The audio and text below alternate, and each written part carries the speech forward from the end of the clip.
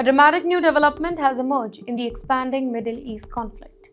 The Lebanese armed group, Hezbollah, this time they are saying that they have carried out a major missile strike targeting one of Israel's most sensitive intelligence locations, a military complex near the city of Herzliya, that is just north to Tel Aviv. According to statements released by the group, a barrage of missiles was launched from southern Lebanon towards central Israel. The alleged target was Glilot Base, a highly guarded facility believed to host some of Israel's most advanced intelligence unit. But you know why this base is so important? Because Glilot complex is widely associated with Unit 8200, Israel's elite signals intelligence division. This unit is often compared to the U.S. National Security Agency, right? Its job involves interpreting communication, tracking digital signal, and breaking encrypted messages, with monitoring the cyber activity across the world.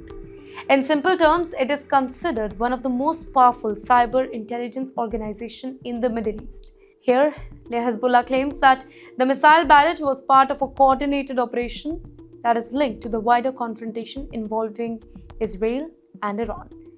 Well, the powerful, the IRGC, they have also hinted that allied forces across the region are working together to target Israeli military and their infrastructure. But there is a crucial detail. Israeli authority, on the other hand, they have not really confirmed that the intelligence facility was directly hit or not. While air raid sirens reportedly sounded across the parts of central Israel and missile interceptions, they were also observed in the skies. Officials have not really released any clear information about the damage to Glilot base or any casualty linked to the alleged site.